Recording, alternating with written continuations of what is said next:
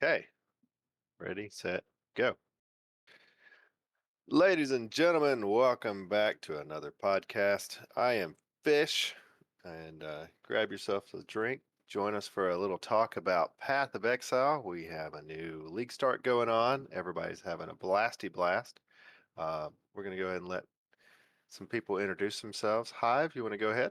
Yep. Hello, I'm Hive. 12 plus years in the game, 40,000 plus hours, quite a few league starts. Put it that Quite a few, quite a few. way. All right, dude, you there? You ready to give an intro? Yeah, I'm here. My name's Dude. I've been playing the game. God, not quite as long as Hive has. Probably 5 or 6 years now, but I've got about 4,300 hours in the game, and I've been playing with Hive for God, dude, Just about as long. just about as long. Yeah, I think so. So I've been here a long time. Not as much experience or knowledge, but it's a big game. So yeah.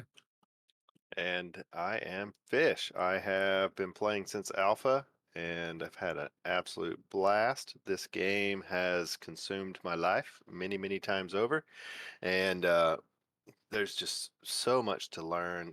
We're always learning new things constantly about the game, little interactions that we didn't know existed, plus little changes that they make all the time. The constant content updates and changes make it to where it's just so much replayability, more so than basically any other game out there. So this is definitely our number one game, but we do want to venture out and talk about other games on some of the other podcasts and talk about those, what's going on with those, how far we've made it in other games such as like Baldur's Gate 3 and other things. But today we're talking about how the league starts going for all of us. And I had a decent time league starting, made it through the campaign in about 5 hours. I was about 3 hours late to starting, but I zoomed past a few people like Hive and made it into maps. I went lightning arrow deadeye, and the map clear is insane. It is so easy to clear legions, and the new expedition node where it opens up all of them at the same time has been a huge quality of life improvement on expedition. I've really been enjoying that. And Dude has rolled a few different characters. He's going to talk about a few of those. Hive has rolled at least two that I know of, and he's having fun with that. We've had some other members of our guild having great success with all kinds of different things. We have some minion build players, some other lightning arrow build players, and all kinds of other ones as well. So, okay, dude, do you want to tell us about a couple of your league starts? Which ones you like, which ones you hate, which ones you discourage other people in playing? Yeah, for sure. So I started with Lightning Arrow actually, Deadeye as well. I was up in the air between that and I think it was SRS, I want to say, when I decided to start bow because I haven't really done that a lot. I made it all the way to maps. I think I made it up to T16s actually. On just like the currency that I picked up through the campaign. I didn't actually touch the league mechanic at all because it was pretty buggy on day one, and we didn't know a lot about it. So yeah, I got to T16s, didn't really have a lot of money, and was starting to get squishy. I didn't really want to back down, and so I dropped that character. Um, Picked up I think my second character was the Poison SRS, Witch or Always a Necromancer. favorite. Yeah, it's beautiful. Yeah, that one was good. I got that one to maps pretty quick. Um, Put some money into that one, but the changes they made in the previous leagues to Poison, it just didn't feel as good, and it requires way more money than I was willing to dump into it. Yep. And I didn't want to spend the time, crafting the cluster jewels because they're such power spikes for that build and for a lot of builds, Yeah, but they really are. they're so expensive. And the last time I played that build, I put like hundred something divines into it. I think I had a headhunter and everything. So I was having a very different league when I last played that build. So it just didn't feel the same. So I got rid of that character. I think the next one I started out, I was going to do a poison blade vortex. I got about to Act 6 and realized that the build was a little more baby than I realized when I first looked at it. So I was talking to Hive about it, and the creator who made the build, and we all sort of agree that maybe it wasn't the best build to follow, and then I couldn't really find another one, and so I dropped that character.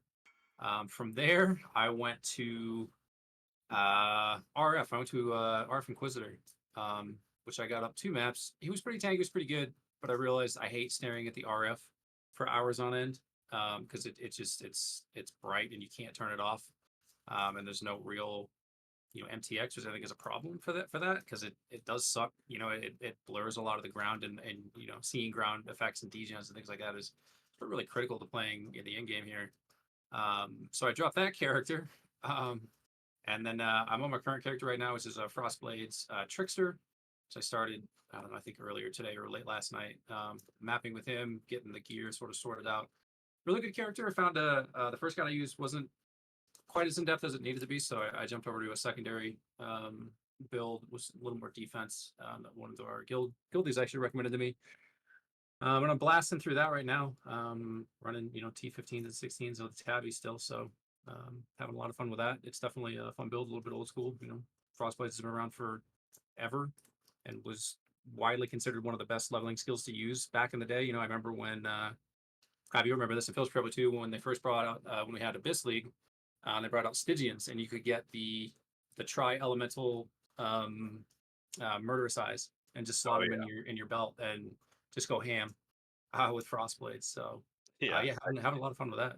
Those used to be so powerful. They still are. Oh Just yeah, not quite how they were when they first rolled out. yeah, Yeah, you can get so much base damage on all those. yeah. Just the flat damage is crazy. But yeah, no, it's going good. It's going good. Great. So yeah, So I will say about all the builds you named are what we would consider the A plus or S plus tiers. yeah, They're all phenomenal league starters. You can get to maps with any of them, as you did. You got to maps with all of those builds you named. yeah. We absolutely love Righteous Fire. We love the SRS. I just started a SRS Elemental type of build. I'm gonna try to go the new Guardian because there's a lot of changes to it, and it's definitely experimental, but so far just blasting through the campaign like it's no problem at all. Okay, so Hive, you want to speak about your Yeah. beautiful league Oh start my god, it experience? was awesome. Please tell us. No shade on the build itself, but I league started a Siege Ballista Hierophant. I kind of bogged down pretty heavily even after getting my two main components, which is the Brisk Wrap and the Iron Commander. Kind of just wasn't in a position where it felt like it had enough damage, didn't, and so I kind of slogged through. I got to a point where I actually just went and took a 4 hour nap at one point just to, reset, get myself back mentally into it. It didn't take too much longer after that to get a couple drops, put some currency into it. Um, the the POB I was following wasn't, it was like one of like 12 POBs we had for the build because it's gone like so many different times. And so on one of the POBs, I actually found out about the Garuth Khan's flight stealth boots, which scale your life based off of your dexterity. And as a build that has over 1,000 dexterity, I was like, oh, so this is where my tankiness comes from. After I grabbed that, it pretty much started falling in line, got my perfect Astramentus, started farming Metamorphs, pretty much got the build online. And then well, myself personally spent about 20 hours in the league mechanic. Um, I went to Yeah, you were sleep. blasting that league mechanic Yeah. content. Yep. Definitely talk on that when you get a Yeah. chance. Yeah. So we did that. I started pulling some of the guild members in because we're like, well, let's see what group plays like with this. So by the time we got around to my second build, I had approximately rank 1,100 or so. Um, uh, the rewards got buffed, then they got buffed again. Then we got to a point where everybody else realized that the rewards got buffed. And so the prices started going down, and that's when I started developing my second character, which is actually a Spark CI Trickster. First Trickster I've done since the change to Trickster itself. Um, I think right now I'm kind of in the spot between medium and high budget. Pretty much all I'm missing right now is a Mage Blood. I've got everything else for the build. Uh, I just dropped another 80 divines into it today. So definitely getting to the point on that build where I might be getting towards done on investing into it, and I probably will be looking to make another character soon. But on the league mechanic, because this is how I spent most of my time this league. It's how I made most of my money this league. Um, I absolutely love this kind of league mechanic. It allowed me to sit down and just have fun, just go through it. I knocked was knocking out totems left and right. Eventually, I got to a point where I couldn't kill stuff anymore. And then so we had to kind of change how we interacted with the league mechanic. A lot of it was just hit and run in the back end of things. Um, I don't want to dig too deep into that if we have anything else first, because it is a lot of talking. So, Fish, Yeah. we got anything Well, else we want to cover first? we're just kind of going over our league starts right now. Yeah, I had a very smooth league start. Lightning arrow just blast through the campaign, no problem. Got flying through the maps, got up to reds super quick. Bossing is an issue. You're going to die. You will be squishy. But as far as farming goes, yeah, I have a magic find character up and going. Yeah, it's almost too fast. It's it's kind of crazy how fast you can get to magic finding with a lightning arrow build. I'm at that point where I'm ready to change it up a little bit, trying to probably switch over to tornado shot and to where I just have a good bit more single target as well as able to just clear everything the whole time. And that, or I'm gonna invest more into a couple other different characters to fill that gap anyway. So, but I have all of my void stones. I have full map completion, so good to go on all that. I have definitely tinkered with the Atlas a lot. The Atlas has a whole lot to offer. Oh You yeah. can go about any different direction you want to go, and you're fine. You're okay. You don't have to pick the most profitable one. Pick the one that's most fun for you. I have a little blight, a little legion, a little expedition, and a little bit of everything else just kind of sprinkled in there. And it's just been really easy and fine to run. I am thinking about changing to some beyond with delirium Mhm. and focusing in more on expedition and or legion to go along with that. I do think that would be more profitable than what I'm currently doing. I do think blight is great for starting out. um, the maps version makes some good currency, but you can definitely make more currency in the blighted maps, and the ravaged blighted maps are where the real money is. So yeah, I think that I am gonna transition out of Blight on the Atlas and move more into probably Beyond. And yeah, so that's where I'm at on that. I have definitely dumped in a good bit of divines into my build. You know, love stealing buffs from the rares. So um, but then as far as the league mechanic goes, yeah, we definitely tried it out. We had a good time. It is a lot of fun. I'm enjoying it. It is very repetitive, but I do like the ability to build your team, change it up a little bit. I do wish there was a little bit more variety, a little bit more replayability to it.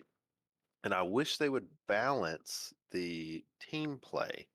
So right now, it's actually fun to go in and play with a guildmate or a teammate or whoever you're, but the you may get rewards, you may not.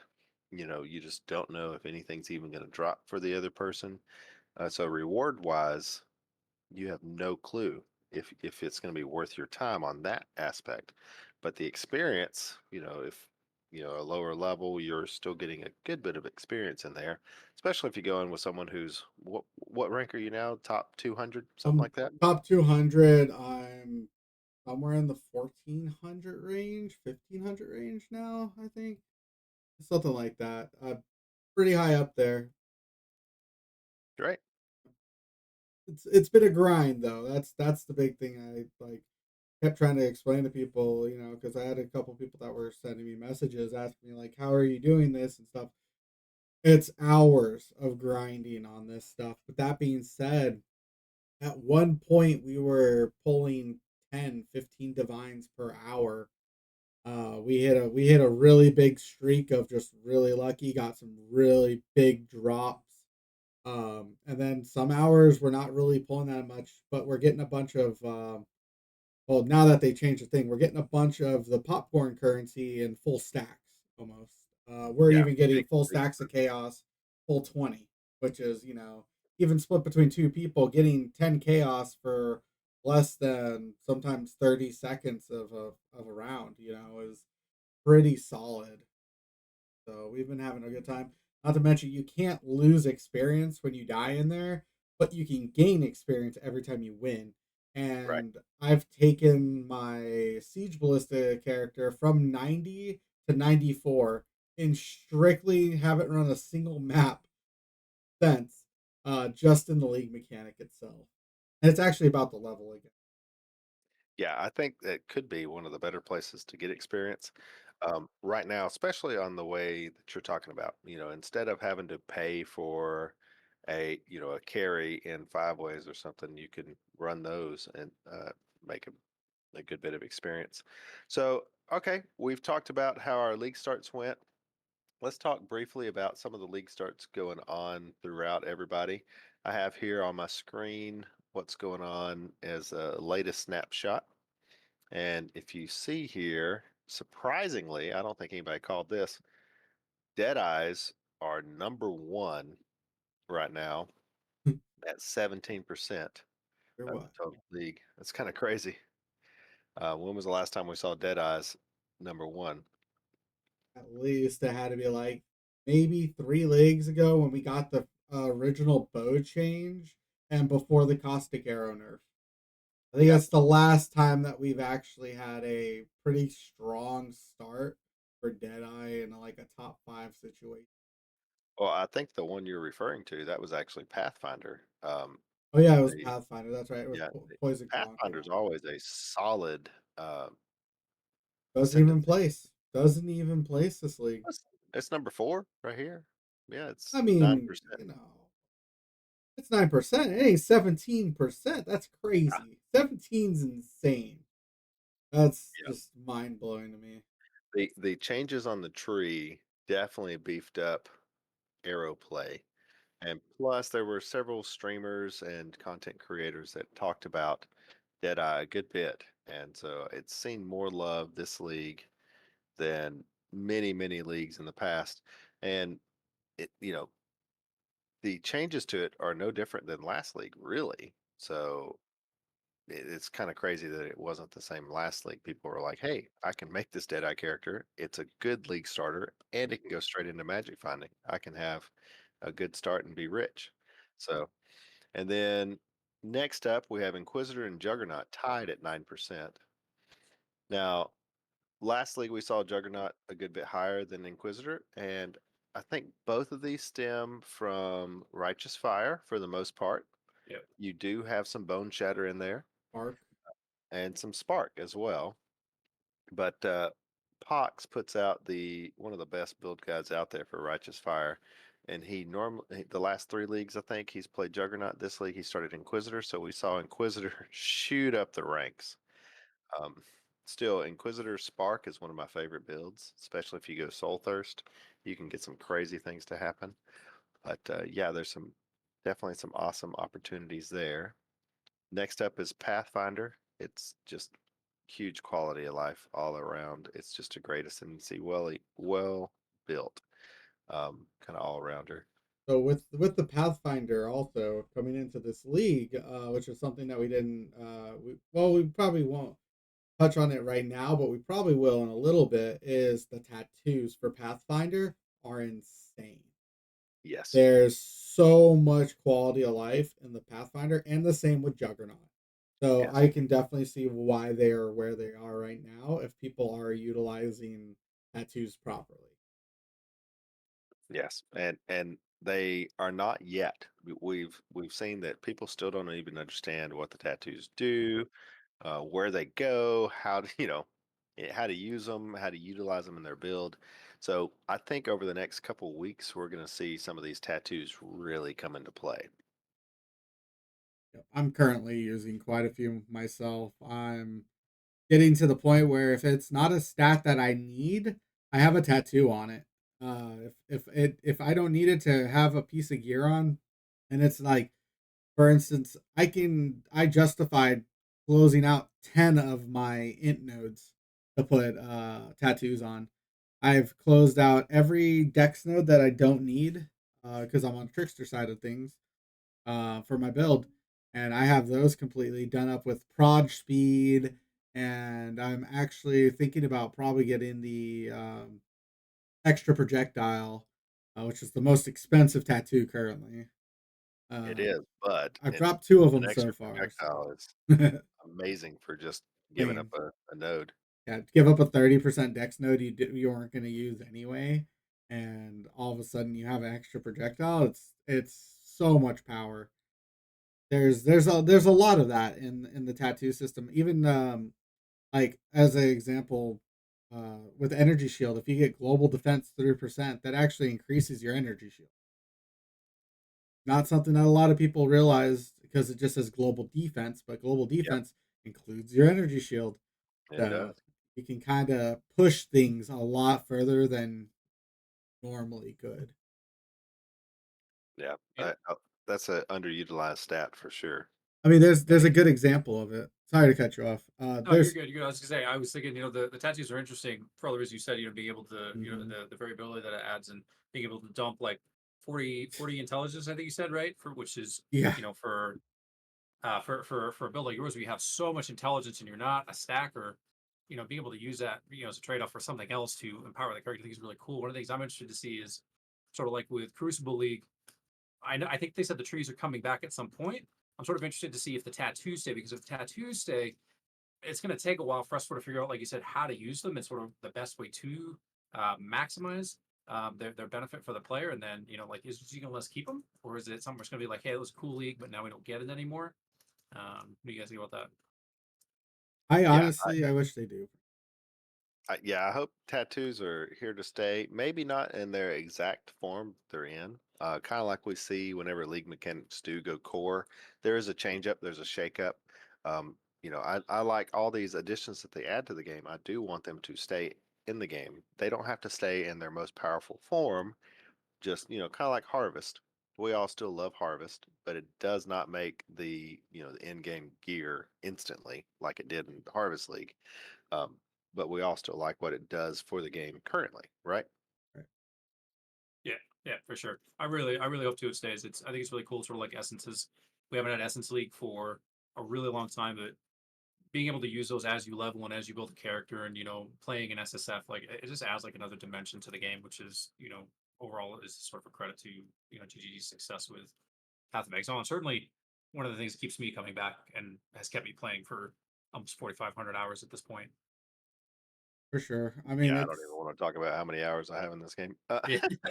like as an example of how obscene some of these tattoos are, there is currently a level 99 Inquisitor that has 23,947 energy shield currently. You heard that right. He has 23,000 energy shield, and he's using a energy blade build. It's It's crazy. Now, it's now, insane. now I remember this stuff because GGG had a huge problem with this. Chris Wilson specifically had a huge problem with these kind of builds and this kind of power. What was it? It was right after Legion, was it? Where he was like, I don't like this. This is too powerful. We Oh, shouldn't be able to the do this. This original is well aura beyond our scope. stacker. The Right, original aura exactly. stacker, which And then they actually found a got way around gutted. that. Yeah. And then they And found they a way found another way around around it. it. And then we've been like a couple of leagues dry without anything like that. And all of a sudden they introduced tattoos, and it's like, oh, hey, by the way, you can do this again. So I'm sure Chris is sitting there, scratching his head like, how did we not see this? I think that's the one thing that the Path of Exile community is just insanely good at is leaving like GGG completely dumbfounded in terms of like, wait a minute, what did they do? No, please stop. Oh God, they did it. Like they're back to where they were.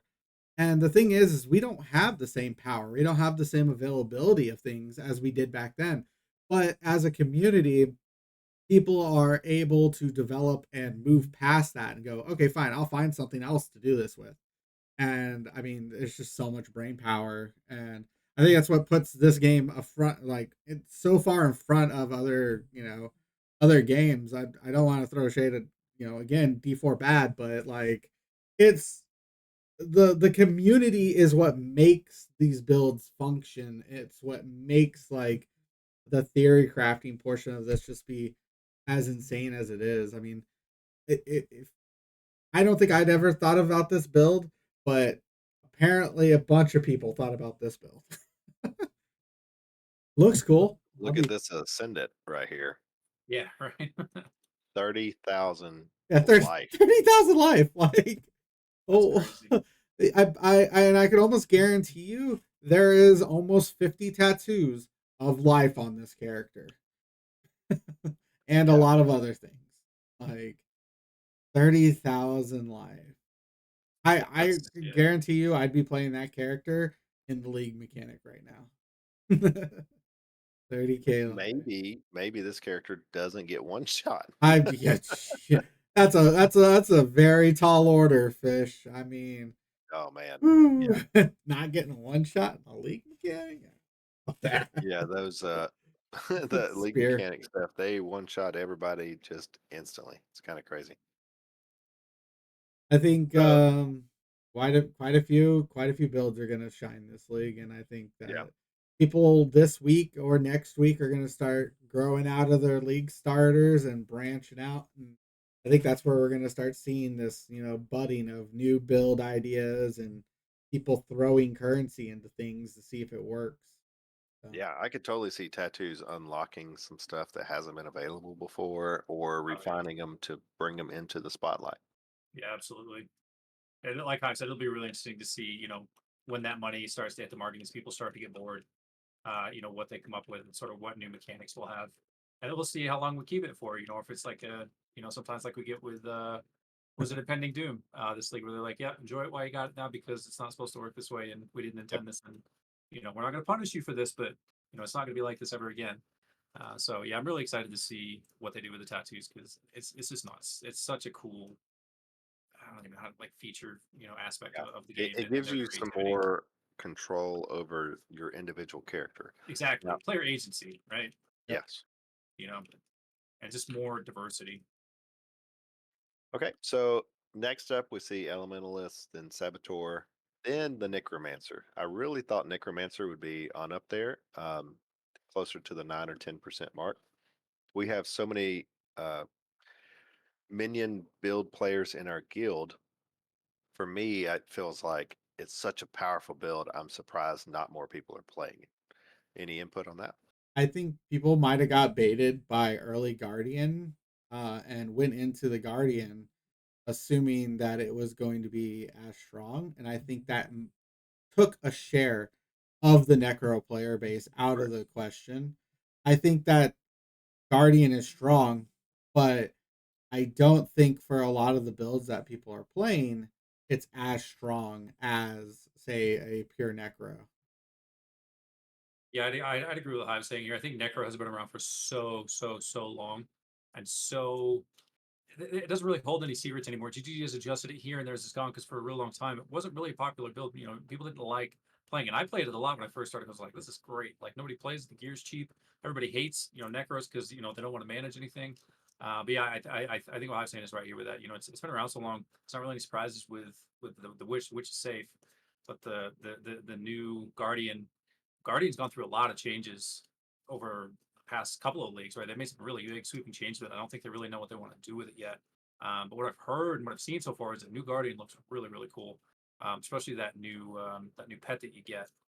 Yeah. Um, When you get that pet unlocked, you basically just run through the campaign. yeah, exactly. It Yeah, clears yeah, everything for you. So if you want the quickest, easiest experience in campaign with being a full-on twink character without having to have any gear, just go Guardian and pick that up on your first node, and you're good to go.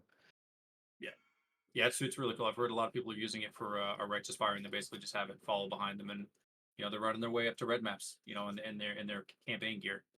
Yeah. So I'm sure it'll get adjusted, but I'm really interested to see again. So like Hive said, when this money hits the market, and these builds, these sort of league starters start to get bored. I'm really interested to see what we're going to get with Guardian, because Guardian, I think, can do some really cool, neat things that a lot of other classes and ascendancies just can't do. I can Yeah, almost guarantee that next week when we look at this snapshot, there's going to be some pretty decent percent changes. Just because a lot of the end game builds, a lot of the boss farmers, people transitioning into, hey, you know what, this is now my mirror farming build, right? I'm gonna get my mirror for this league, or I'm going for my 40/40. A lot of these starting classes are going to drop in percentages, but we're gonna get like Elementalist is gonna move up, Champion's gonna move up, probably Tricksters are also gonna slide up. um, I think that Deadeye percent's going to kind of even itself back out downwards. Um, really. I I do. feel like I I feel like There's a Jedi lot of people might that are take another step transitioning. forward. Really. Well, they're trying to get boss build. If they want boss killers too, and Yeah. if these people are struggling on boss killing, a lot of them are more willing to make that second character and not invest as much time. Obviously, right now we have 61,000 characters on PoE Ninja that are being, from 87 to 100. Um, I know that in the next week, it usually goes up to about 90 to 100, and we'll probably have about the same, about 50,000 players or 60,000 players on that list, characters wise. Um, but I see the Deadeyes, they're going to be picked up and played, but I think that we're definitely going to see some of those. I want to kill Shapers. I want to kill Uber Elders, right? I want to do my Uber Pinnacles. Yeah. It's just that You those want to are you those want are to get things your that voice you're, tones. yeah, like those are not things that you're doing with, a squishy Deadeye character per No, se. not with lightning arrow, you're not. No, no, it's very difficult to kill the Uber bosses. Okay, so then we went on into Champion and Occultist, and there's some really fun builds with both of those. Champion has an amazing elemental arrow build that, or explosive arrow build. I'm sorry, um, that I thought would see a ton of play, and it does seem like it's holding strong there. Then we move into Hierophant and Trickster, and there's all kinds of different things you can play with those as well. It always surprises me that they're this far down on the list. Then Ascendant, we kind of called that one. They're very niche, but they can be the best at very few things. But then we get into the ascendancies that obviously need a little help, a little love. Slayer's kind of been lacking several leagues in a row. It's higher than I thought it would be. Guardian is up there because it got reworked, has some new, cool, fun changes and interactions. People a little scared to jump into it, but I think two content creators go in there, say this is Yep, what it's like, and bam, we're gonna start seeing that thing creep. yep. Just yeah. As soon as we do, it's gonna jump up. And then Raider and Chieftain, we kind of called that. Raider is just kind of bland. It doesn't Yep. really offer anything over the Deadeye. You can kind of get everything it has to offer in any other ascendancy.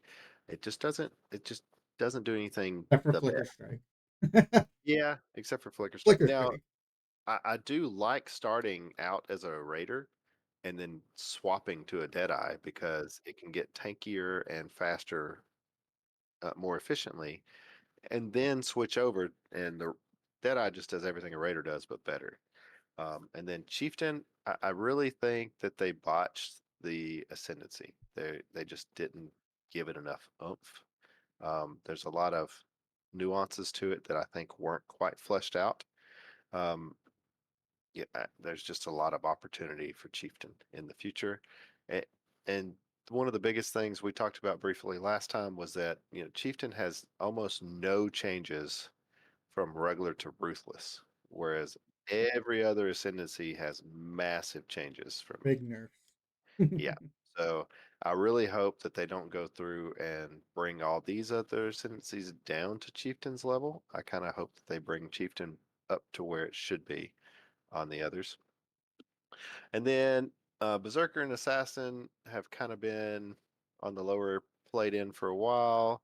Same with Gladiator. Gladiator does some really fun things, but until there's a big content creator that shows some of those niches that you can get in, he's probably going to stay down here. I You think don't think? them killing Snipe, like killing Asylum, and Yeah. then killing the elder bows immediately in the same patch that they dropped pretty much signed the death warrant for Gladiator, and Yeah. it has never been played as much since. And it's kind of funny because we had a guild member who went and played Lightning Arrow this league who's never played anything else other than Gladiator since he's been playing. He's been playing for about 5 to 6 years. And he was like, "Holy, I never imagined how nice it would feel to like play and level." I think he was our first person to have his guardians killed. He was our fastest pusher in the whole guild, and he was just Yeah. mind He blown played at pretty. how like different it is from Gladiator. And it's just because Gladiator, between the nerf blocks and then they nerfed the bleed, then they nerfed the the items. It's in such a really bad shape for what it does best. It doesn't do it well. I would agree with that sentiment. It's the same with Chieftain. It's there's nothing really anything special there, and I think like with the Gladiator, TG doesn't really know quite what they want to do with it or how they want to Because it can be make it insanely OP. interesting. Oh, it could be for sure, and it has been in the past. Yeah. But it was like I played it. I mean, it was a really cool ascendancy. It could do a lot of cool stuff. When you sort of take that stuff away from it, you don't really give it anything else. You sort of take away that unique identity without giving anything back. Especially if it's not enough, if it's already sort of considered like an underpowered ascendancy to begin with. Um, yeah, I mean, yeah, nobody's going to touch it. It's just it's like Chieftain. I can't remember the last time I even considered playing Chieftain. I mean, it's been a really long time since Chieftain was relevant because it's just not interesting. There's nothing there. It's like, oh, that's so cool. Or wow, it really enables this one aspect of gameplay that is just unique to this. It's just not. It's boring. And I think they just don't know what they want to do with it yet. And I think they should figure it out because I think Chieftain at one point was interesting. Remember back in the day playing a Chieftain, Nigamahu's Honk what's this path. guy I'm thinking of? Yeah, yeah, Molten, or not Molten. You're talking There was about Consecrated Path, and then what was the other one with the balls, the fireballs? Molten Strike. Molten Strike. Yes, like that was big. That was Molten cool because you Strike got was the leech. fun. Molten Strike was crazy good. The Chieftain with all of its fire damage, cover gaining into Ash, and then using the Nigamahus and having the extra leech from it, like it gave it like this whole like theme and thematic, and you really felt like you were in that character. But when after they nerfed Molten Strike and then the Chieftain, it just got left in the dust. It doesn't do anything cool, right? It doesn't have anything. It's just sort of like, sure, I'm here. You like fire And it, stuff? yeah, yeah, and fire. Well, and I think part of the problem with that is there aren't any real fire skills that are really that interesting. Like what do we have, It's just honestly? fire, and that's it. Exactly, And it's exactly. and And it's there are other done classes better. who do it better. Yeah. Exactly. Yeah. Yeah. So yeah, I mean, I think the same thing with Gladiator. Like they took away the toys, and they don't really want to give them back for some reason. And so you take the thing away that makes the Ascendancy unique and fun to play. Nobody's going to touch it. You know, It's unfortunate because it I is. think that the players that do enjoy these classes kind of feel left out a lot of the times when it comes like if the patch comes out and we get like 5 lines of text and they're like, please, the 5 lines of text be a rework to my ascendancy, right? Like that's a pretty bad feeling to go into, like, oh, you guys are changing this ascendancy, you're changing that ascendancy, but it's like they've been left in the dark for so long that their ascendancy has been needing this change, and like dude said, they can't figure out what to do with it. Unfortunately, they're suffering for it.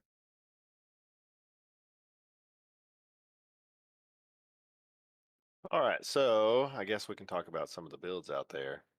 Looks like currently Lightning Arrow is reigning king at 8% out there. There's definitely something going on PoE Ninja where returning projectiles is glitching, thinking it's a main skill. That is a main skill. Yeah. I So believe in I don't it. I don't know if you can combine these numbers and say it's a 16% because that's probably what everybody playing returning projectiles is doing. But let's just say this is 8%, and then people have a different build for 8%. But yeah, the top right now is Lightning Arrow. Next up is Hex Blast, like you talked about earlier. This is going to be the last league that we're going to take advantage of Hex Blast, Mhm. unless they do some different changes. Now, it's only going to be losing like 66% of its damage, so Only. Not the not the worst change we've seen, but it'll still be around. It just won't do all the things it can currently do. Right. Uh, then next up is Righteous Fire, one of my all-time favorite builds. I know y'all love this build as well. You can do it with really any ascendancy. We actually see that like every chieftain that's actually playing is doing Righteous Fire and Fire Trap. Most of the Juggernauts and Inquisitors are doing Righteous Fire. It's just solid all arounder. Then into Artillery Ballista. There's several ways to do it as well.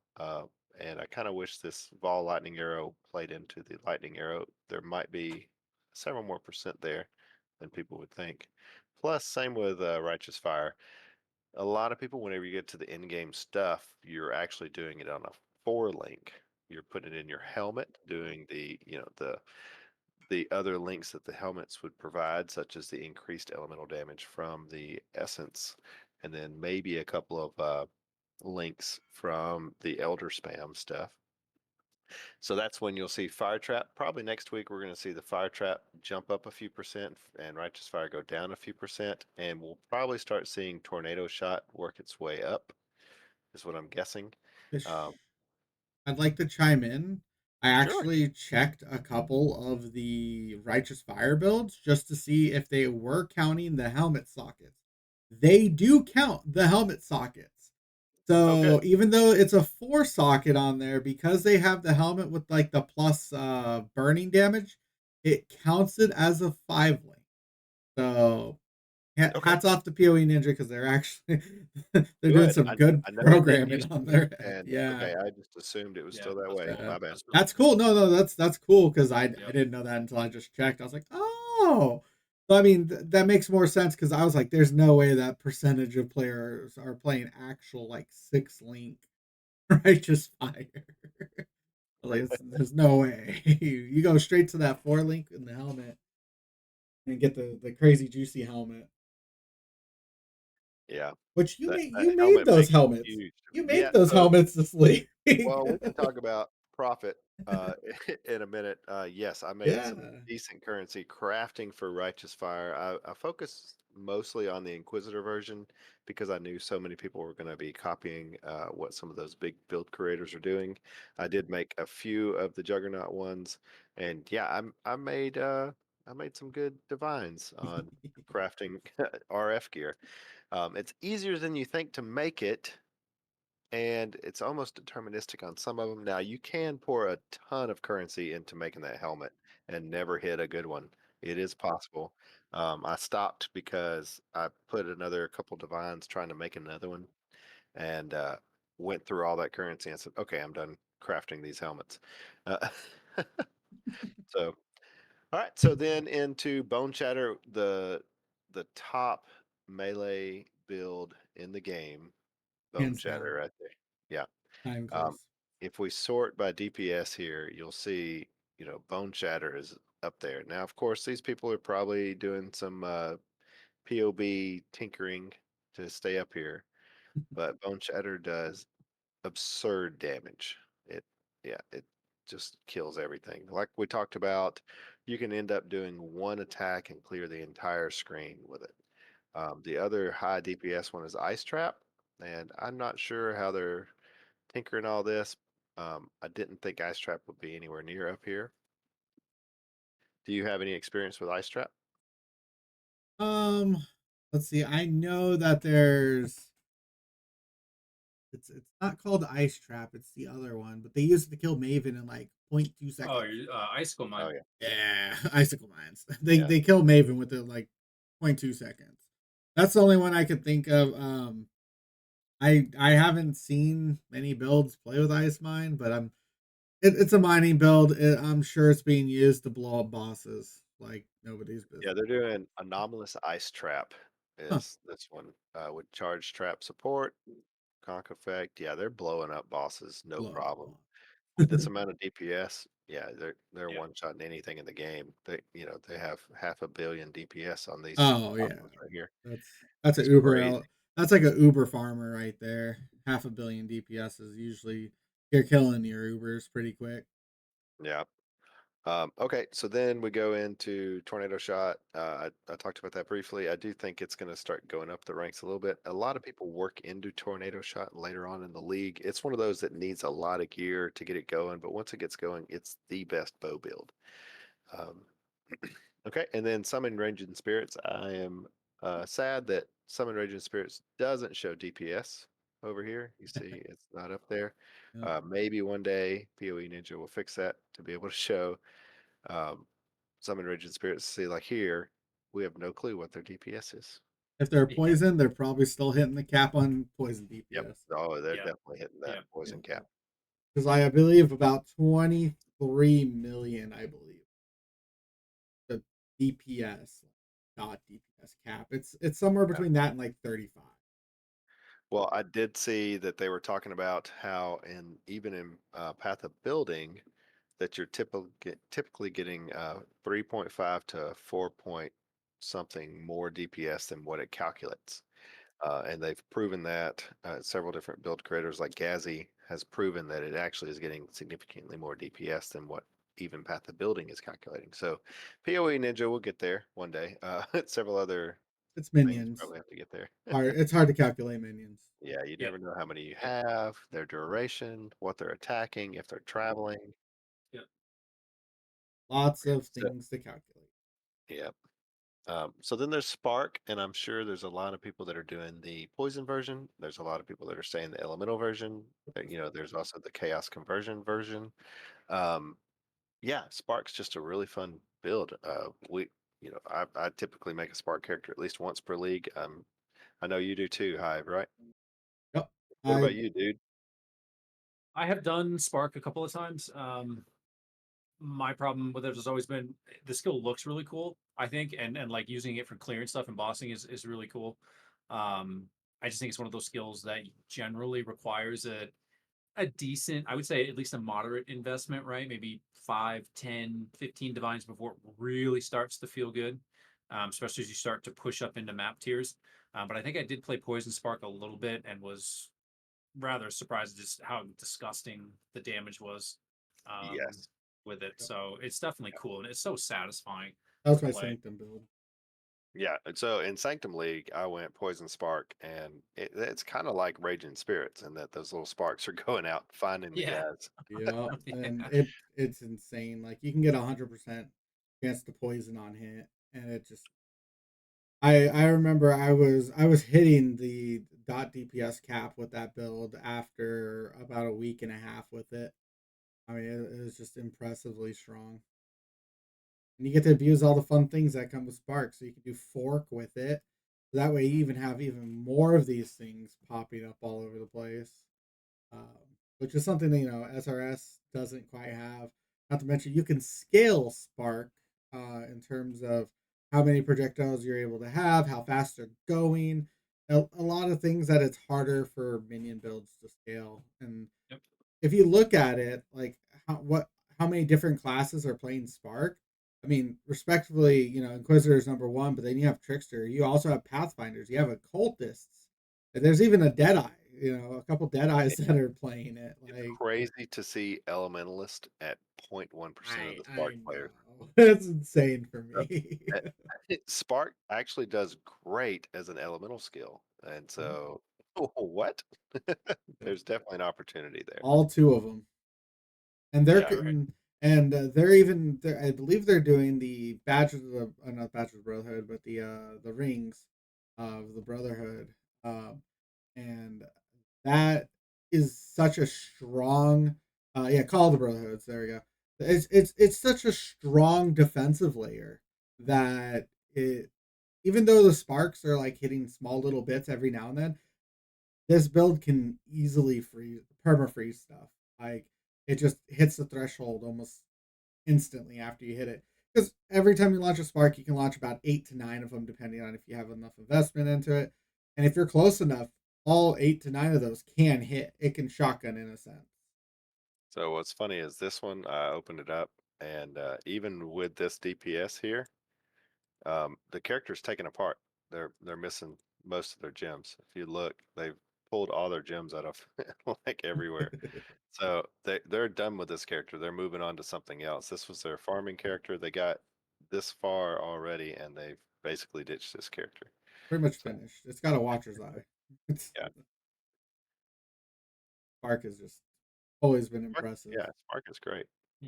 It's always been good. I think it always will be.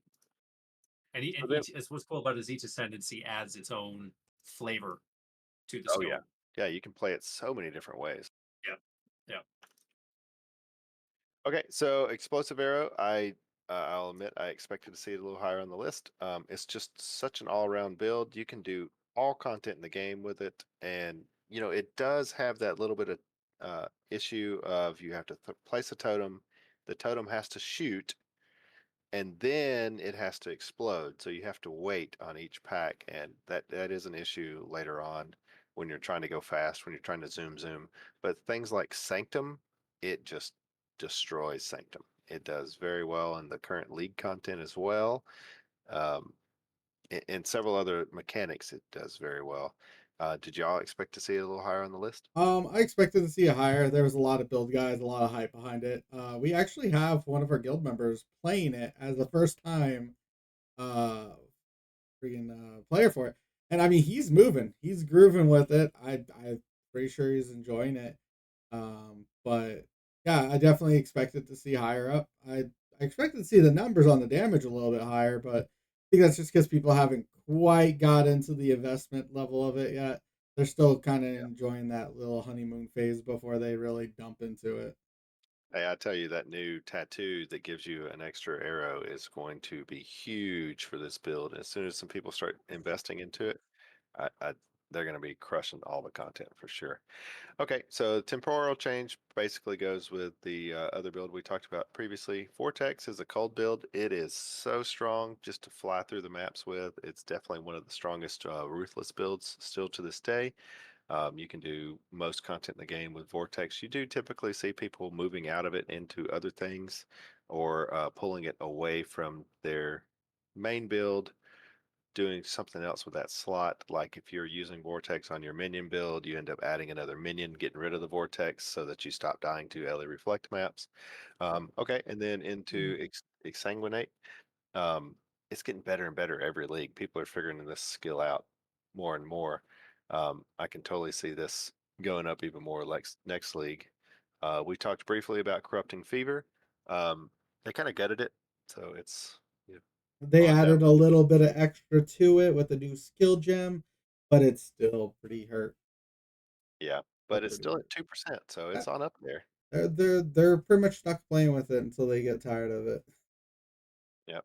And then Frostblade's a very great build, all Shot. around build. You can crush the content with this one. It's just melee is in such a rough spot right now because you have to be so close to be able to hit them.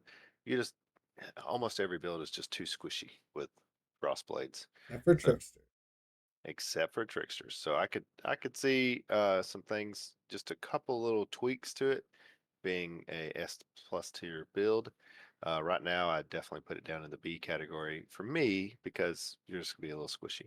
So, Right? dude's actually playing this build right now. Dude, Yeah, talk on it. out of your 6 builds, would you rate this a B? I wouldn't rate it to B. I wouldn't put it in S tier simply because if I was going to put something in S tier, I would want it to be relatively affordable. Like 5 divines or less, Yeah. and not require a lot of complex game knowledge. To scale into play. I will say, from what I've done so far, feels really good. I only have like maybe 2 divines into it. The way they're getting around it, not feeling so melee, is you pick up strike range, which there are 2 that you can pick up from the tree, and then the trickster, um, or excuse me, not the trickster. There's mastery that you can get, and then there's a glove. There's a warlord exalt. They're not a warlord, a hunter exalt slam you can use to get more.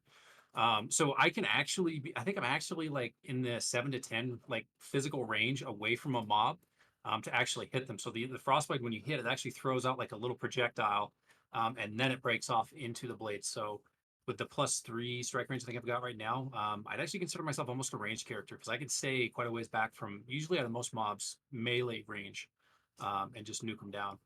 The other nice thing about the build, being a cold build, is that a lot of freeze, a lot of shatters, which is just super satisfying. I have yet to meet anybody who's played PoE who says shatters are not satisfying. It's so satisfying to shatter mobs, and it's very defensive. So I'd put it in A, I think, because it does require some knowledge, and you do have to be more careful. Trickster's not as brain dead as it used to be, but I would personally put it in A from what I've experienced so far playing it. Okay, great. So that might be one I revisit. The last time I played it, we couldn't quite get that strike range, and so I definitely thought of it more as a full-on melee.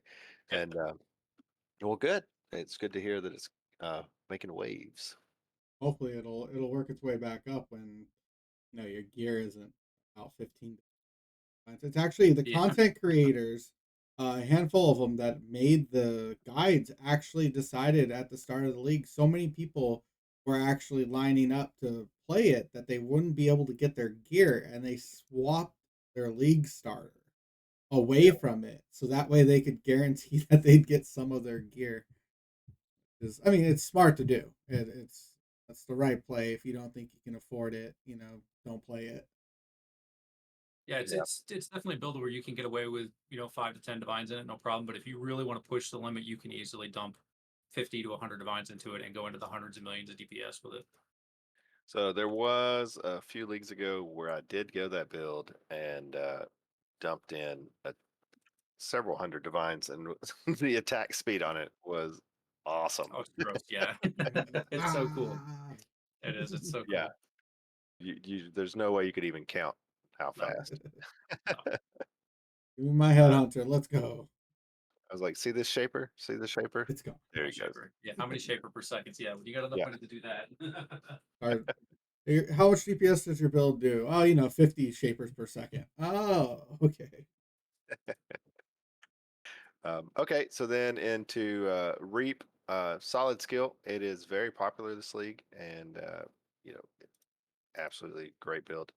Cyclone, very versatile. It's mostly used for cast on crit still. There's not that many huge just Cyclone players, the physical damage version. If you do that, you will probably go with the Shockwave support, and that would, there's several different builds like that. You can go pure physical. It just lags a little in the DPS department. Plus, it slows you down a little bit. But still, one of my favorite builds. I love spin to win play style. And Hive, you and I talked briefly about doing a cast on crit cyclone build that we were thinking about putting out there. We Yes. need to put together some stuff to see if it's going to work the way we want it to, and maybe we'll do that next week. What do you think about that still? I think it's definitely doable. We were messing around with some of the stacking this league. My previous build was doing stacking. Um, I think that the interactions are supposed if they're they look like they're working the way that they're supposed to. Obviously, it changes item from item because sometimes there's programming issues. I think it'll be fun. If not, we'll just have a very tanky wet noodle slapper. But it's Yeah, I think it's I have already got some of the equipment set to the side. There's a handful of equipment I couldn't quite find because it's replica and it's about 60 to 70 divines for it. But I'm gonna probably put that one off to the side as like a end league addition to it, like a little bit more than what the baseline is gonna be for this build. yeah. Um, Definitely one that we're going to have to build up to because there are several pieces that the baseline to get into the build that we're talking about probably won't be that expensive, but No, it'll start out at a mid tier, what we'd call it. But what we're trying to put together would definitely be that in game version. We're not probably going to aim for the mirror tier. Um, no. yeah, we're gonna stay probably under 100 divines and try to make a really fun build that way. Okay, so then couple different types of skills here. Ice Spear has a wonderful totem build that is doing great at league content and doing great at Sanctum. So it's one of those that you can really put in a lot of currency and clear all content in the game with. And we have a couple of guild mates that did this one last league. I don't know if any of them are doing them this league. And then Shockwave Totem, it's seeing bigger play because it is destroying the league content. That it's totems versus totems, and it is doing some damage out there. As a ballista totem player, I can agree 100%. Totems are really fun, they're really strong, and they cause so many disruptions across the fight. Yes, they don't break the AI, but a lot of times the AI goes for it instead of you, even if you're channeling on a totem, and so the totem can help you more than just the damage it deals, more than just the utility it gives. It also helps you with the AI.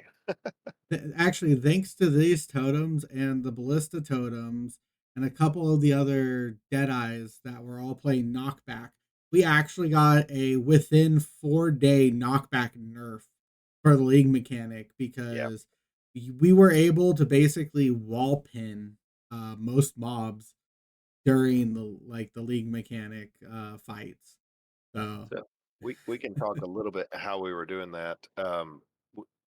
Mana Forged Arrow with whichever skill with knockback, yeah, pretty much and knockback on then everything.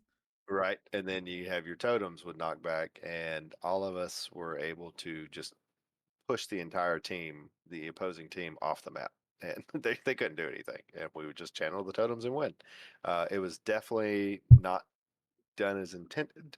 And we didn't abuse it by any means, but we were able to accomplish that. We're like, this has got to get nerfed. So I actually quit playing league content because I was like, this is dumb. I do not want to do this match after match.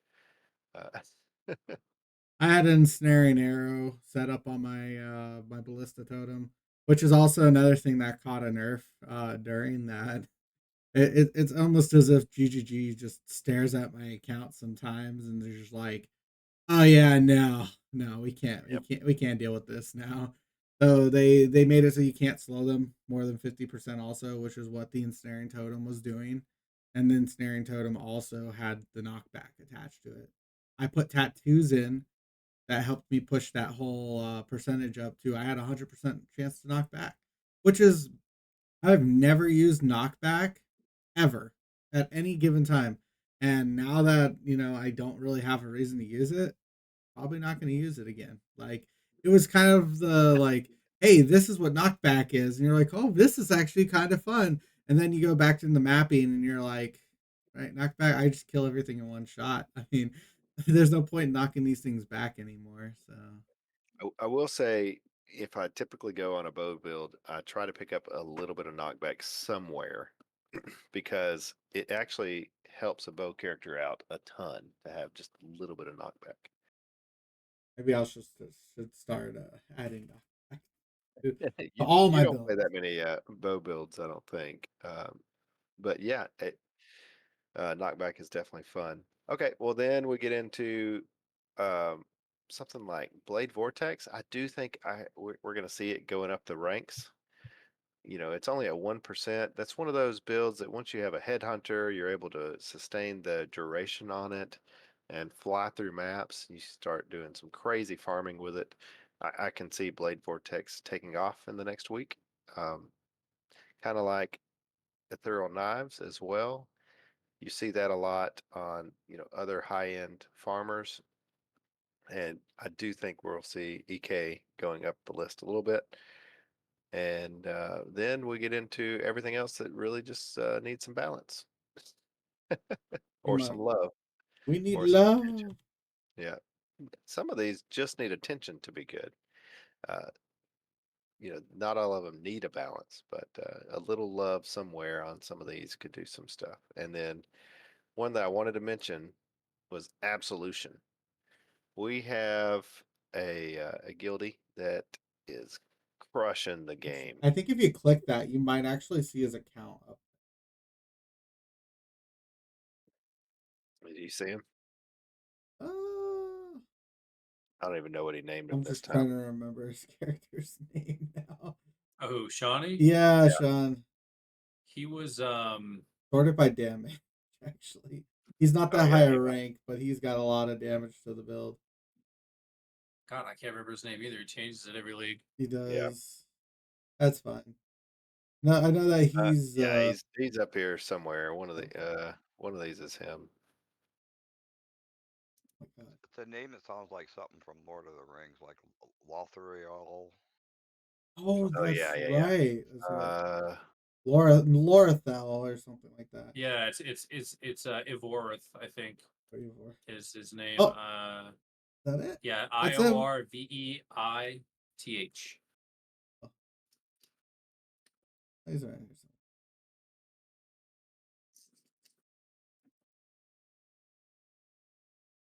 That's what I'm saying. there I'm he is. thinking that's What? him, but no, that's Ah, not accurate at all. that can't be I accurate. watched this man kill a what do you call it? Tyrion Edge in less than 10 seconds.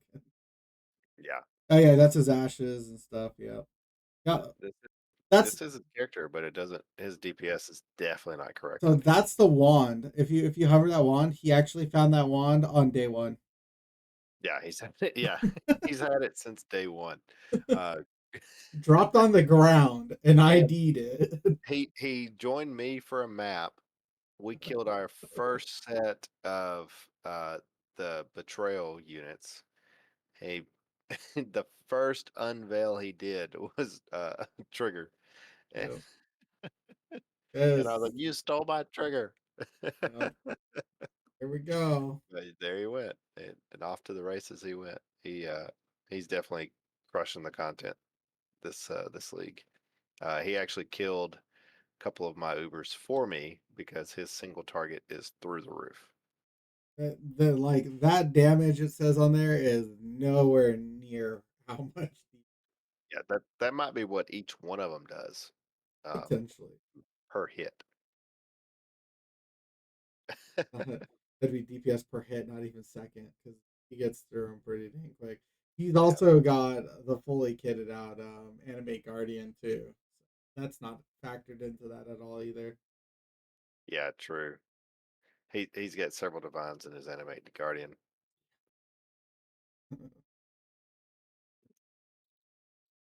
Okay, so we hit on our league starts. We hit on everybody else's league starts. What all's going on out there? We we talked about the ascendancy differences, the different skills, and then let's talk quickly about what we've done to make currency. Dude, you want to start on your currency making strategies for the league Yeah, so I'm far? broke. I'm broke right now. Yeah, No, so what I'm doing right now, depending characters because look I at was that cheap. doing, yeah, because I was doing Lightning Arrow, I actually used Crouching Tuna's Legion Atlas, which is sort of where I've been. So it started out as a sort of a get your maps up and running for the pretty much up until red maps. I was taking Wandering Path, and then I was traveling around the tree, getting all my nodes, getting ready, and then I did a respec once I hit the T16s and took off Wandering Path. So right now I'm running just a bunch of Legion stuff with Searing Exarch Altars, which has been good to me. Legion's been pretty good to me. Um, and then I'm probably going to expand into Expedition because I like Expedition. I think it's a lot of fun. And then maybe down the line a little bit, I'll probably make a character just for Sanctum because I just love running Sanctum. Great. Yeah. I agree on Legion and Expedition, two of my favorite ones to do. And kind of started out the same way you did Lightning Arrow, and Lightning Arrow just destroys those no problem, especially the new Legion, I mean the new Expedition where they could be immune to something. Mm-hmm. Lightning Arrow hits with all three elements, so they're not going to be typically not going to be immune to all three. So good to go on that front. Okay. Hive, go ahead. Tell us about how you've made your monies. All right. So, I mean, barring a couple trades that I'm not going to disclose quite yet because they are still active trades. They are extremely profitable. My in terms of my Atlas strategy, I rushed straight in. I mean, I absolutely rushed into Immutable Dogma. The guys told me literally to stop saying Immutable Dogma day one because I was just so like kind of mind blown at what it allows you to do. There's certain thresholds in ritual, and it lets you blow past those. So I rushed into Immutable Dogma. Shawnee and I both actually took Metamorph at that time, also, just because so many people pressured against getting Metamorph and doing it that it left the market very susceptible to raising of prices. So by day two, I believe Shawnee ended up spending about 4 hours in his hideout selling catalysts in bulk. He'd run like 2 or 3 maps. He'd kill the three metamorphs in his maps. He'd come back out and he was pulling in about 80 to about 100 a map roughly, and like if he got good drops, obviously. If he got a bunch of intrinsics, it probably wouldn't have been worth as much, maybe 20 chaos, which 20 chaos a map when you're only putting in a alk and a map, is pretty good returns. Myself, I ran that for a little bit, made some money on that. I actually just did an Atlas shift because of my Sparker.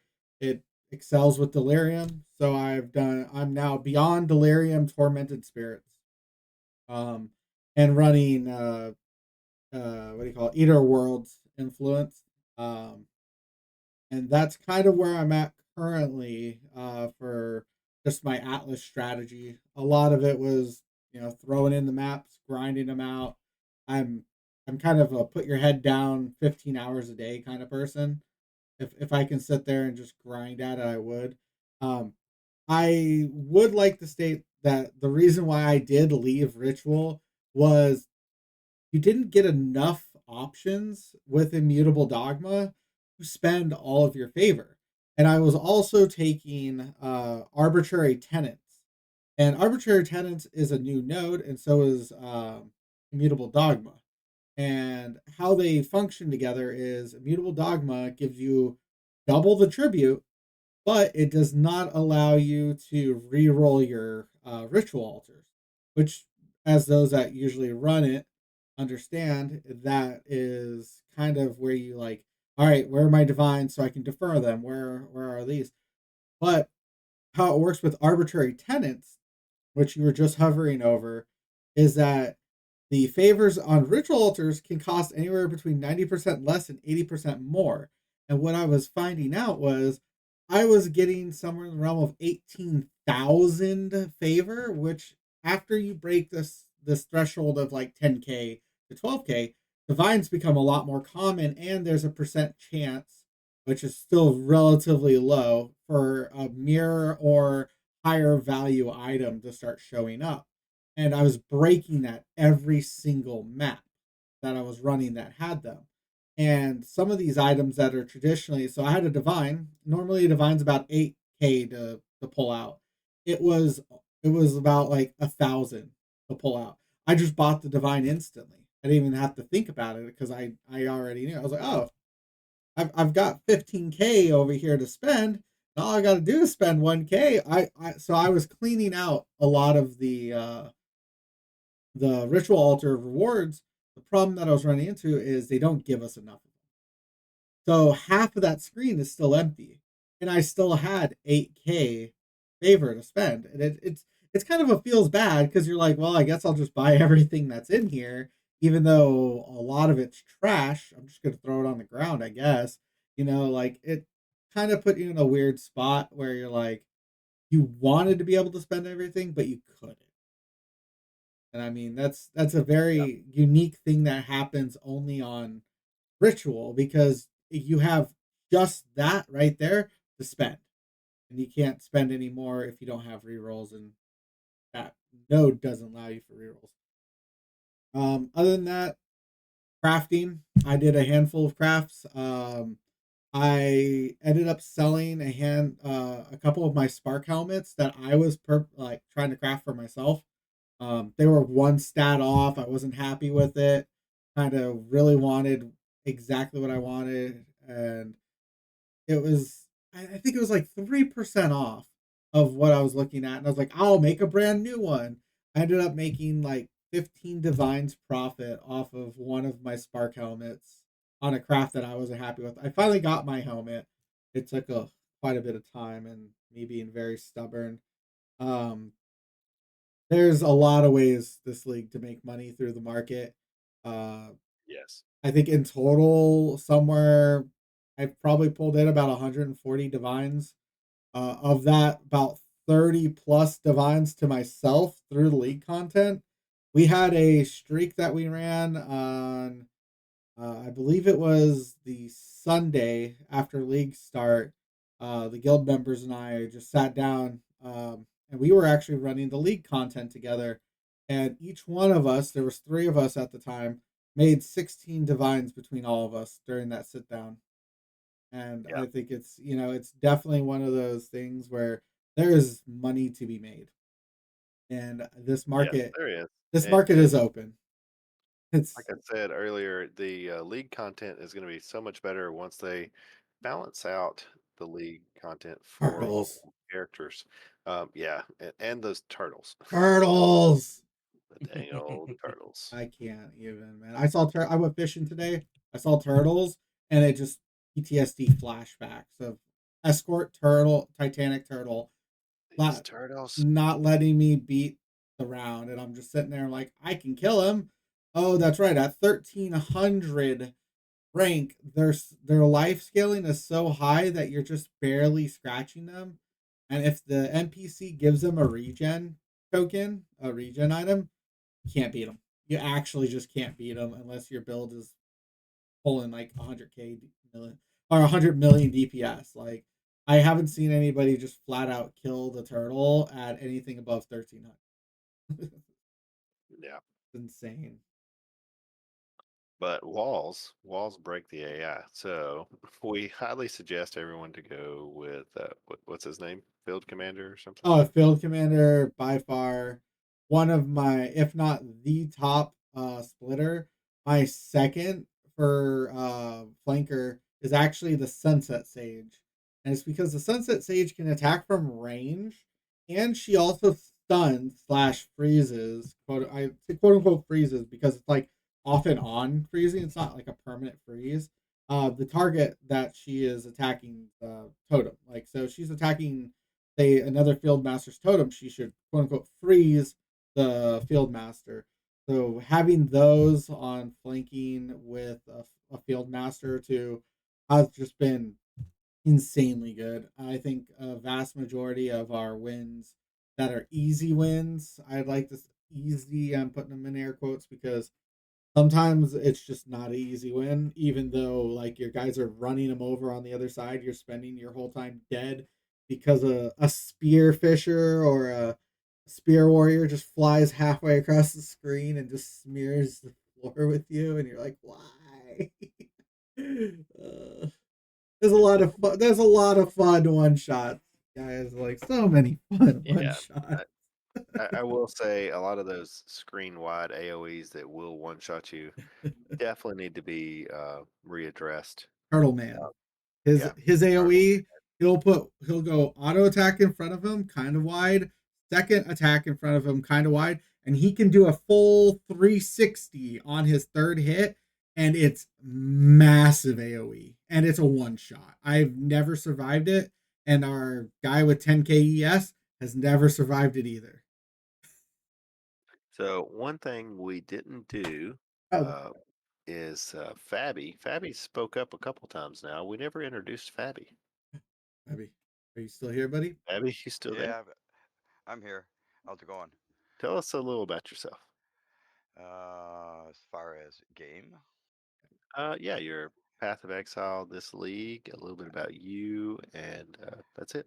Go ahead. It's no okay. personal information like social security Yeah, number. Oh, Just go like your ahead. uh, Put mother's your credit maiden card on name. there. what Your about my password. first dog? Yeah, um, I've I'll take been your dog.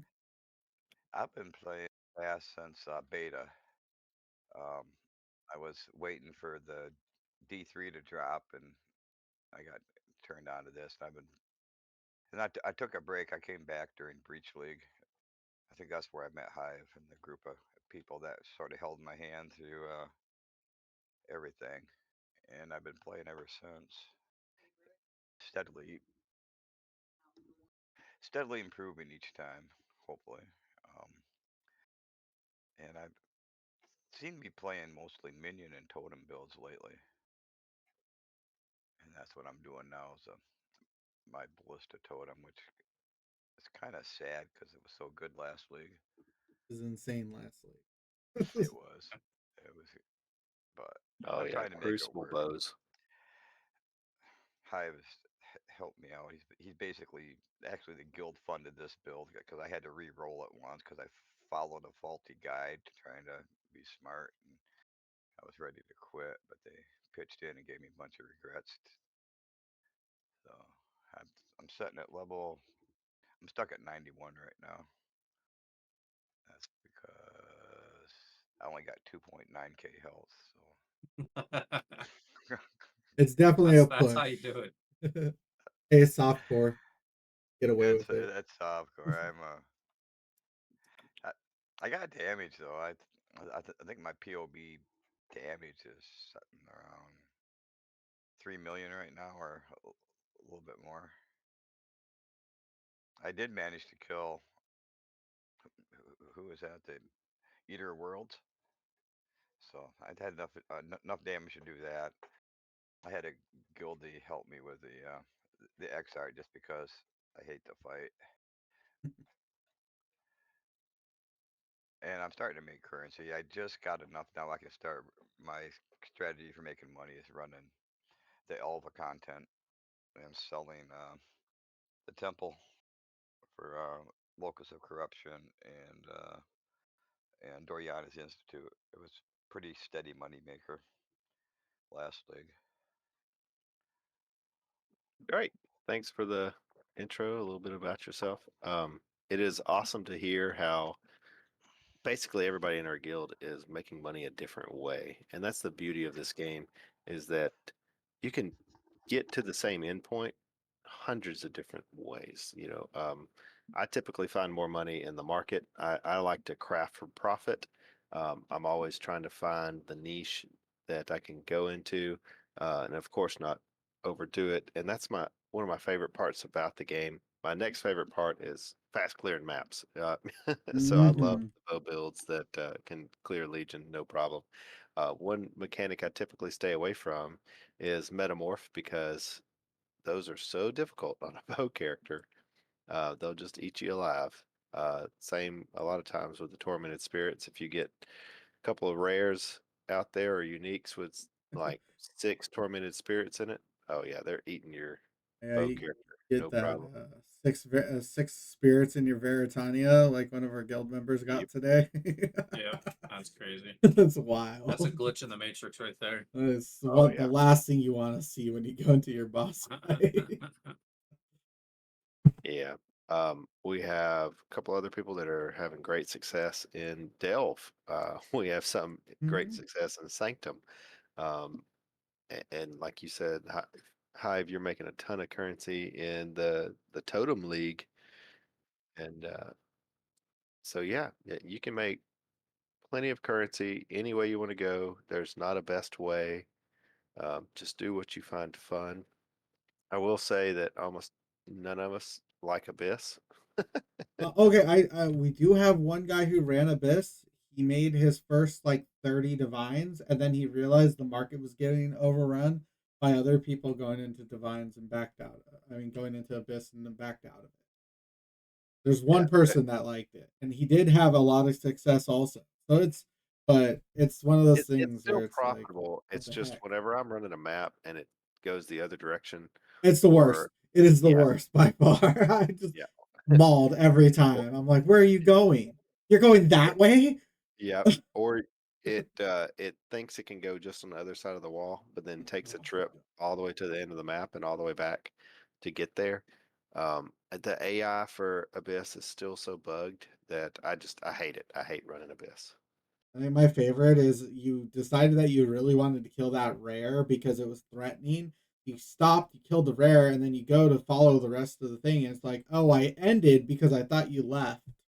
And it's like, Yep. you're not gonna finish my abyss? It's like, no, you took too long. It's like, okay, sure. Thanks, Yeah, I wouldn't run Abyss. Abyss for currency personally, but it was by far my most favorite league out of the GTG's had. Oh I yeah, it really was a enjoyed great Abyss. league. Metamorph I'd still say takes mine. Oh, that and Metamorph Legion. great. Was great. Yep. Legion brought about a whole different style that we hadn't done. People started Oh yeah. doing the no alk and go strategy in Legion and making stupid currency. I miss Breach League. Uh, I think Breach was just so fun. It was insane for leveling. I don't think I've ever enjoyed leveling as much as I did in Breach League, and I actually just did the content through the whole leveling process because I was like, this is great. Oh my gosh, it's Yeah. so much free XP. That league, I was doing a cast while channeling animate weapon, uh, and it could clear the content. you know, it was my highest level character at the time ever, and I loved it. Harbinger was another good league. I really enjoyed Harbinger. That was That was my a lot of first fun. mirror. My first mirror was I was Harbinger. yeah. That was a Yep. lot of people's first. Yeah, Sextant blocking, guys. If you don't know what sextant blocking is, just do yourself a favor. You're gonna realize how obnoxious it used to be. Go on YouTube and look up sextant blocking Harbinger League. That is the level that we would go to ensure that we could get crazy amounts of drops. It Yeah, was that so was much fun. work. That and elder loops. Oh my gosh. Uh all right. So we've talked about a few different currency ways, about everything else. I say we wrap it up here. And any final thoughts from anybody? We'll go around the table. You want to start, Fabby? All right. You want to start, Hive? yeah, just right now I'm enjoying the league content probably more than I've ever enjoyed a league content. As a guild, it's unfortunate that we don't get to share. For multiplayer, we don't get to share ranking. So in order for us to enjoy all the nice rewards, I kind of have to be online. Really wish GGG would sort that out because I could not be online 24/7. But other than that, man, I'm gonna hit 2,000 rank this league. I want to get a mirror. I'm on my way to a mirror right now. Probably gonna stop off and grab the mage blood first before I commit to it. But yeah, no, definitely just I think the guild as a general, being the guild leader, I've not seen people this like active and happy consistently, right? Like we have a lot of like in the beginning of the league, really excited people, really like, but they're usually pretty timid and don't touch the league mechanic until 2 weeks, 3 weeks in, and then they go, okay, the league mechanic's what it's supposed to be, and then they dig into it. But yeah, a lot of people dug into the league mechanic and they go, the league mechanic's good, but and there's some small fixes that we would like to see. But for the most part, I think GGG knocked it out of the park. Yeah. Um, I there's a lot to add on to it. That's something they can think about in the future if they decide not to bring it all the way back, across. I'll be a little bit sad because I like it for leveling. I love Yeah. the bubblegum currency, but We're gonna look into some more experience gain potential for the league mechanic. we It leveled might a go away. 72 up to 90 in about an hour or so. Yep, which is insanely fast. I don't know if everybody's used to how fast that is, but yeah, that He wouldn't be doing that run in regular map, like working no, his way up the map tier. yeah. Like we said earlier, there's only 61,000 people that are level 87 or higher, and being able to take someone from just out of the campaign to inside of that 61,000 people, it's crazy to think about. So there is a ton of experience potential in the league mechanic. You'll be able to power level, and we're gonna try to see what we can do with that a little more. We also have a couple build guides that we're thinking about putting out. We've never really done the build guides. We've just kind of made some characters and shared our POB before. Um, but we might put one together if it works as intended. And okay, dude, you want to give some final thoughts?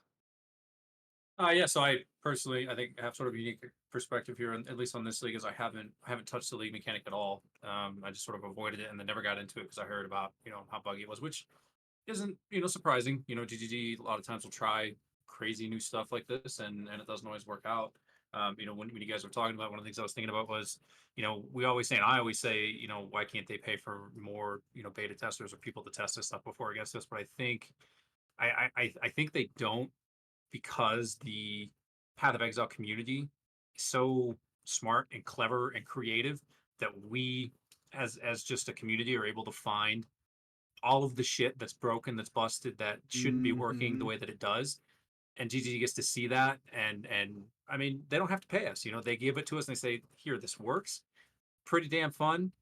Go ahead, do what you do." And we do. We find the shit that's broken. We find the stuff that doesn't work. We find the stuff that shouldn't work the way it does. And then they get to decide, yeah, we're okay with this. No, we're not. This needs to be fixed. So being a part of that community is just really cool. And this league content, yeah, I've just heard a lot of people saying, oh, it's not very rewarding, but they still like playing it, which is cool. I mean, you're not going to find a game where it's like, well, I'm not really getting rewarded for it, but I still want to play it because I like it because it's fun. And like Hive said, there've been a lot of people who've been on who are just excited to interact with it, even though it's not rewarding. So I'm definitely looking forward to getting into that. Once they iron that stuff out. So hopefully that'll be here probably the next week or two, and then I'll have a couple months to just play the hell out of it. I just got a Great. message. Fabby's back. Want to swing back to Fabby? Sure. Go ahead, Fabby. Yeah. My wife hijacked me for a minute. Hey, happy No worries. wife, happy life. You know it. So, and she made me turn the headset off because those flashing lights on the side of it was bugging her. So I didn't hear anything that was going on. We're kind of Oh, wrapping it up. yeah. Okay. Final thoughts. Final thoughts. I'm enjoying the league. I'm actually probably one of the few members of the guild that hasn't played the league content except for one time because I'm older and dirt and I'm not familiar with that genre of gaming. So I'd really have to have my hand held to do something like this. I didn't want to slow people down. Gotcha. And one beauty to the league content is that yes, you can absolutely join up with one of us, play in the league content, not lose experience, and you might get some bonuses. You might get a reward. Um, it'll probably drop a stack of wisdom scrolls for you, but at least you got Yeah, paid to be there, and right. you gained experience. You don't have the potential to lose experience. You do end up having to just sit there waiting for one of us to click go, um, so that can take a while. But I do see this as a really awesome league mechanic, and I do hope that it stays around. I just want the tattoos permanent, man. There's just so much fun to have with those tattoos. I'm actually a couple of my previous builds will most likely see some form of play this league from me with tattoos enabled on them. We hark back to the Herald of Thunder build, by the way. Uh, I can actually Yep. hit 90% lightning res cap on it and still be perfectly like pure DPS on it. So I can make it so I don't even get hurt. Which is funny because I was talking with a friend who is playing that build. We set it up. He actually is struggling to set off his damage cast on damage taken setup on the build now because he's not taking enough damage from the storm secrets. Wow. So it's definitely interesting. That's a build I'm gonna kind of yourself with lightning. Everything gets hit with lightning. Yeah. Everything. Welcome to the Thunderdome. Oh, I mean, I want to see what it's like on the league mechanic. Honestly, I think it would be potentially broken. Might I say? It might be. It might permanently keep them from destroying your totems if you're able to hang out back there. But then again, it may end up just triggering all your cast on damage taken and then letting you yourself uh, perish. So,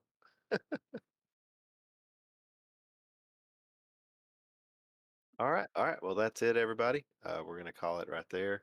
And hopefully, we're back pretty quick. We waited this time to let a full week go by. I think we're going to try to do it a little more often, see how it goes, and once we slow down on Path of Exile, we'll probably move on to talking about a couple of different games, a couple other things that we're doing, and we'll just see how this evolves. Cool. Right, everybody? Thanks. Cool. Good night. All right, later, everybody.